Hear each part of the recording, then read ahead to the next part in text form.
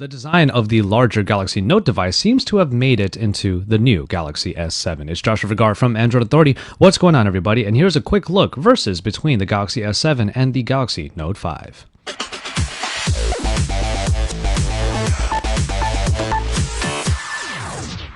Now, the Galaxy S6 marked a turning point for Samsung. It was the company's first flagship smartphone to feature a premium design language that employed metal and glass dual glass panels. And after that, you had the Galaxy Note 5, which adopted it as well and put the curves on the back area of the Note 5 in order to make it easier to handle and to make it feel a little bit better overall.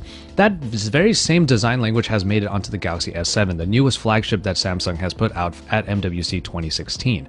The Galaxy S7 now has made some improvements on that very design with a 5.1-inch screen that makes the overall device smaller enough to be able to sit so nicely in the hand that the back curves actually improve the ergonomics overall. But the back camera hump has been reduced as well, and the front tactile home button is also a little bit more flush with the body. Everything is really quite similar between these two devices, right down to all of the areas on the bottom. But of course, the Galaxy Note 5 has its little trump card, and that is of course the S Pen, which is very flush with the body because it has that small pop-out area on the top, the clicky top rather, that goes right into the area on the bottom. Super AMOLED displays are obviously going to be the name of the game with these two devices, and they provide really great punched out colors that make everything from media to gaming to text really enjoyable to read and view. And with the somewhat updated TouchWiz interface, all of the colors and all the different shapes seem to come through just very nicely on the Galaxy S7.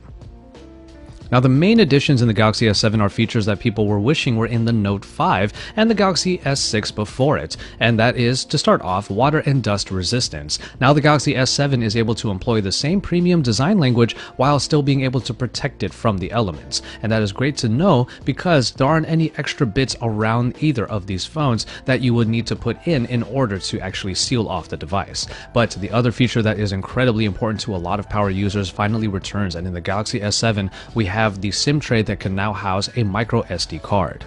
And in battery, we actually have a bit of a tie here, but of course, when we get the Galaxy S7, we will see if that is actually true.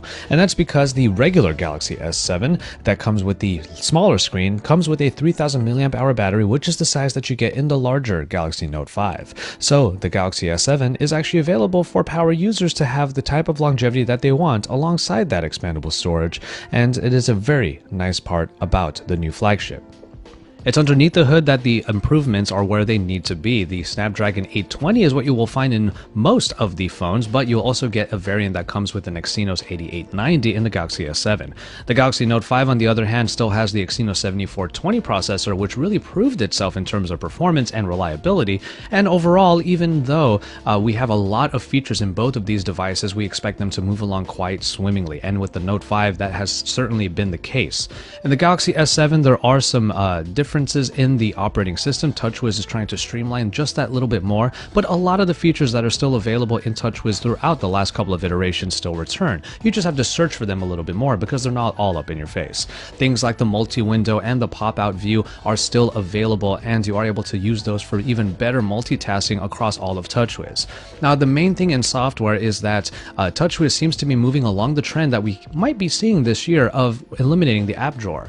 The feature under the advanced features and then the Galaxy Labs area allows you to move all of the apps to the home screens, effectively eliminating the app drawer. Now, we don't know if this is going to be a actual feature that will be there moving forward, but at least with the Note 5, if that update does happen, then you may need to know that the Galaxy S7 is where that all started. But in software, it really is the S Pen that is the differentiator here, as when you take out the S Pen, when the screen is actually off, you are able to jot down a very quick memo in order to have a note, an S Note, that is available for safekeeping. And inside of the interface, a pen command window will come up, or rather pen command menu will come up, that will allow for the capture of the screen in a bunch of different ways and the manipulation of them. Or of course, you could just use the S Pen as a regular type of mouse so that you don't necessarily have to use your fingers in order to navigate across all of TouchWiz. The camera of the Galaxy S7 is a 12 megapixel camera with a f1.7 aperture lens, but it comes with larger 1.4 micron pixels this time around, which should allow the camera to take in much more light. Now, this is in contrast to the Note 5's great 16 megapixel f1.9 aperture camera that did a great job in pretty much any situation that we put it in, and we did love the Note 5 and the Galaxy S6 even before it for the cameras that they were able to provide, and they should be even better this time around. Also, the autofocusing speed should be much better on the Galaxy S7 because every one of those larger pixels are able to do phase detection autofocus, which is something that allows it to really autofocus as fast as possible. Obviously, we didn't have a whole lot of time with the Galaxy S7 to really put it through its paces in terms of the camera, so you will have to wait for our full review in order to see what those pictures are like, and if they are an improvement going from 16 in the Galaxy Note 5 to 12 megapixels in the Galaxy S7.